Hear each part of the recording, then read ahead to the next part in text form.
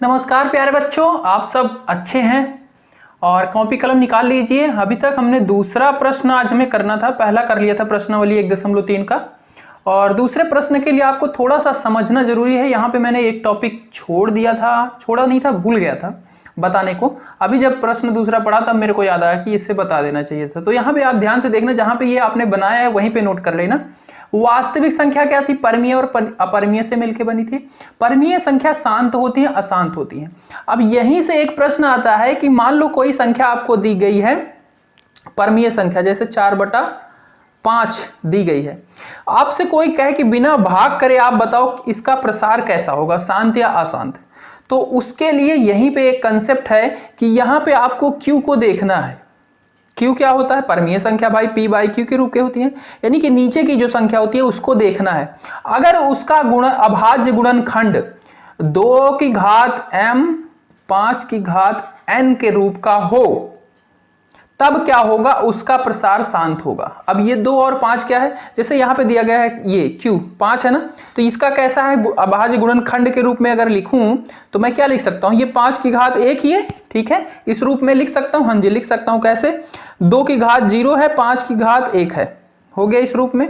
m n क्या है? यहाँ पे पूर्ण संख्याएं हैं, 0 होंगी, 1 होंगी, 2 होंगी, ऋणात्मक में नहीं होंगी, कहने का मतलब। हाँ, तो इस रूप में अगर लिखा जा सकता है तो उसका प्रसार कैसा होगा? शांत होगा। तो आप इसे भाग मत कीजिए, सिर्फ आप इसे देखिए। इसे क्या इस रूप में लिखा जा रहा है? हाँ जी, लिखा जा रहा है, यानी कि इसका आप भाग करके देख लीजिए, शांत प्रसार ही आएगा। ये भाग चला जाएगा, नहीं जाएगा, दशमलव में चला जाएगा, ठीक है, कैसे न कैसे चला जाएगा पूरा का पूरा। क्लियर बात? अच्छा, मान लो नीचे सिर्फ 2 ही होता, जैसे 4/2 है, तो हाँ 2 ही है, तो यानी कि 5 नहीं है यहाँ पे, तो इसको इस रूप में लिख सकते हैं। हाँ जी, बिल्कुल लिख सकते हैं। कैसे?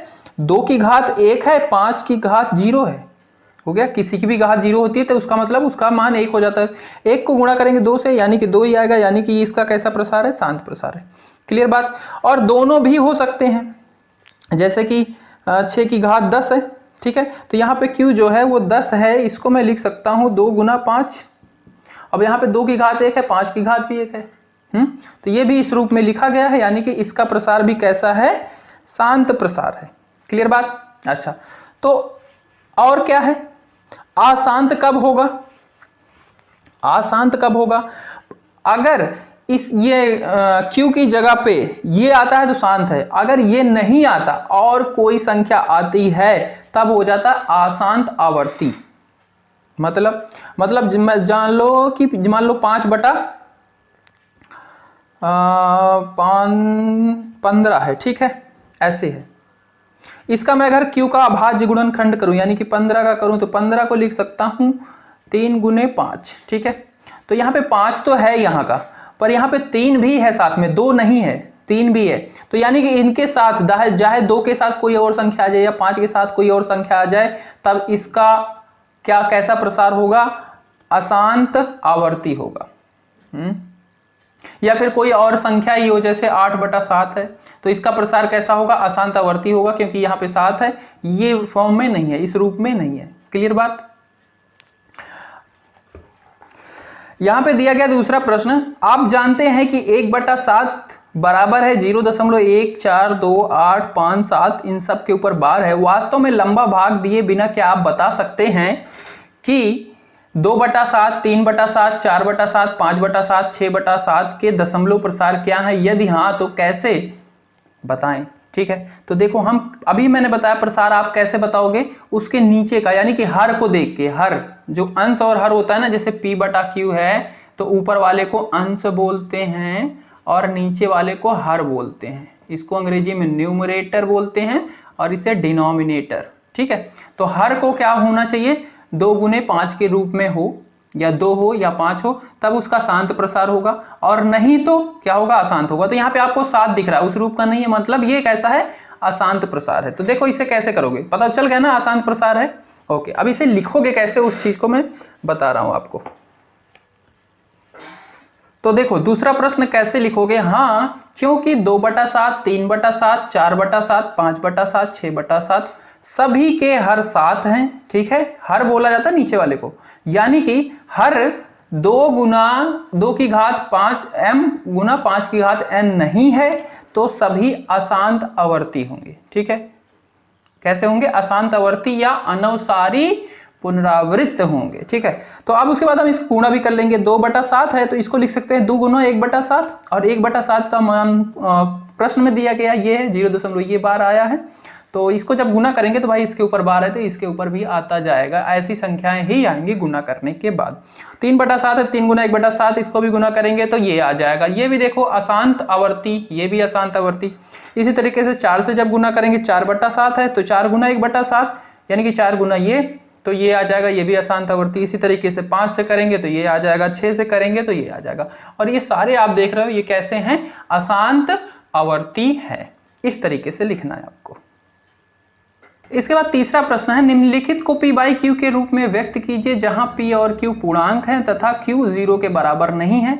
तो ऐसा प्रश्न मैंने बताया था करने को, और 0.6 बार ये वाला तो वैसे करा ही दिया है, तो इसको मैं नहीं करा रहा, दूसरा कराऊंगा और तीसरा करा दूंगा। ठीक है, ये वाला पार्ट करा दिया, ऐसे ही यही कराया था बिल्कुल। हाँ, तो देखो इसको कैसे करोगे।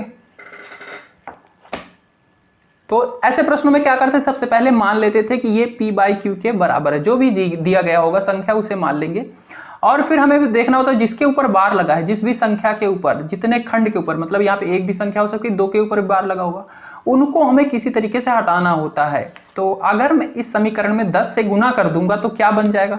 देखो समीकरण 1 में 10 से गुना करने पर ये बन जाएगा 10p बाई क्यू। इधर 10 से गुना होगा तो ये क्या होगा? दशमलव उधर भागेगा, यानी कि 4.7 के ऊपर बार। ये बन गया आपका दूसरा समीकरण। अगर मैं अब मैं अगर दूसरे से पहला घटाऊंगा तो 7 वाला 7 बार हमारा घटेगा नहीं, खत्म नहीं होगा, तो हमें इसमें एक बार 10 से और गुना करना पड़ेगा। समीकरण 2 में 10 से गुना करने पर तो ये फिर क्या बन जाएगा? जब इसमें 10 से गुना करेंगे ये 100p बाई क्यू बन जाएगा। इधर क्या होगा? इधर 10 से गुना होगा तो एक 7 और इधर आ जाएगा। ठीक है, 7 जो है एक और इधर दशमलव और उधर चला जाएगा, तो ये 47.7 के ऊपर बार बन जाएगा। ये तीसरा समीकरण बन जाएगा। अब अगर मैं तीसरे में से दूसरा घटाऊंगा तब हमारा ये 7 बार क्या है? दशमलव के तुरंत बाद है और ये कट जाएगा।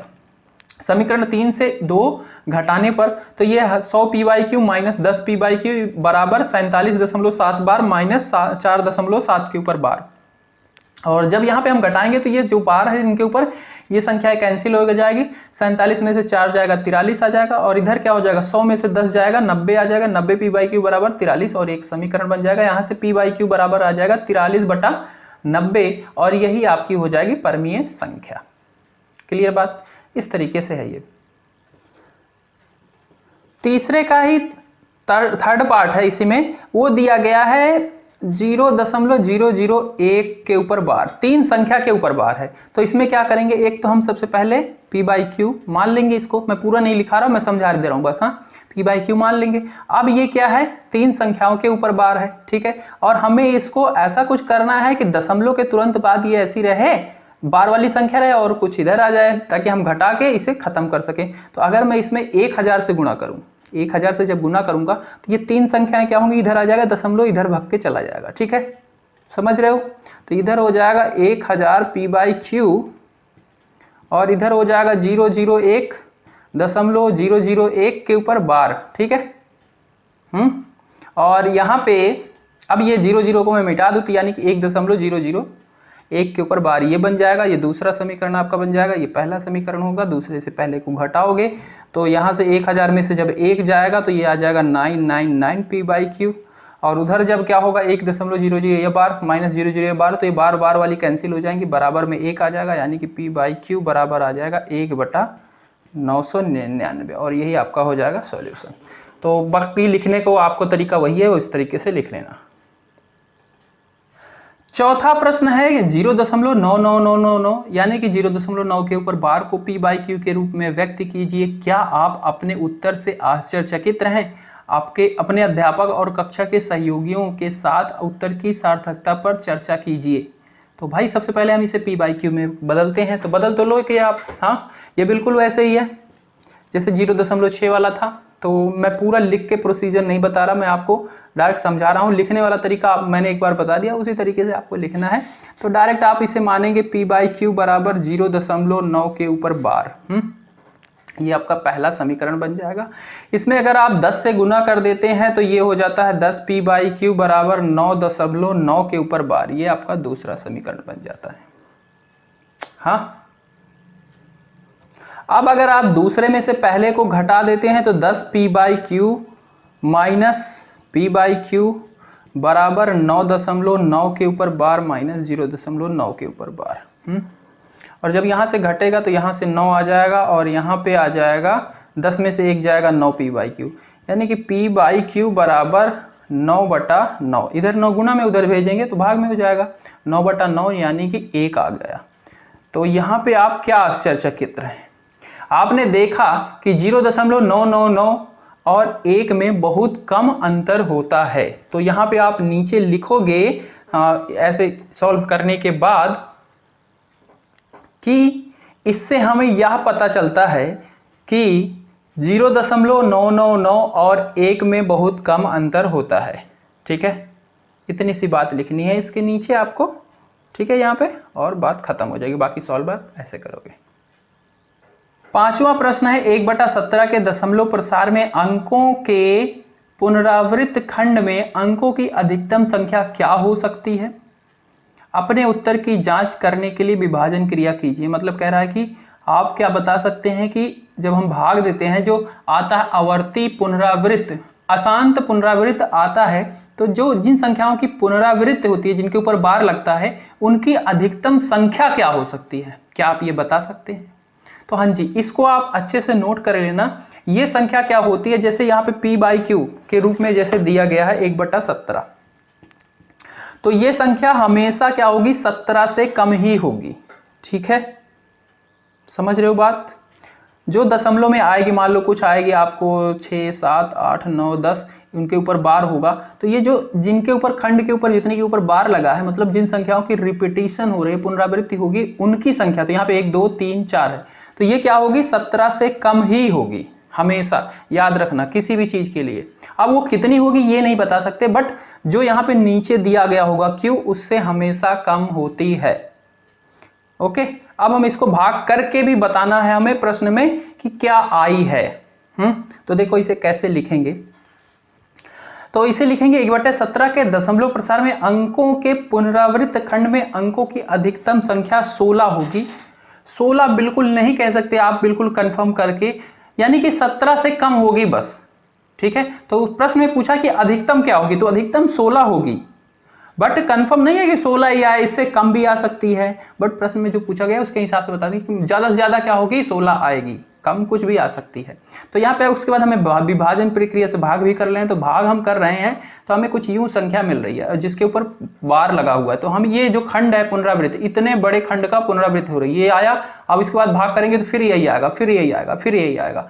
तो इनमें जो संख्याएं हैं, तो इनको अगर आप काउंट करोगे तो ये कुल 16 मिल रही हैं। तो यहाँ पे तो पूरा अधिकतम 16 की 16 ही मिल गई हैं, पर अक्सर जरूरी नहीं है कि पूरा वही मिले, कम भी मिलती हैं। ठीक है, जैसे एक प्रश्न किया था 6/9 था, ठीक है, ये 0.6 का ही था, तो इसमें एक ही संख्या थी, तो ये 9 से कम होगी। ठीक है, 9 से कम होगी, 8 भी हो सकती है, 7 भी हो सकता है, ये जो खंड के ये जिनके ऊपर बार लगा है। ठीक है, पर यहाँ पे एक ही था। ठीक है ना, तो ये बात आप समझ के रखना कि 9 से तो कम ही होगी, अधिकतम क्या है, 9 से कम होगी बस। अतः 1/17 के पुनरावृत्त खंड की अधिकतम संख्या 16 है, तो यहाँ पे 16 हमें मिल गई। तो इस तरीके से लिखना है इस प्रश्न को।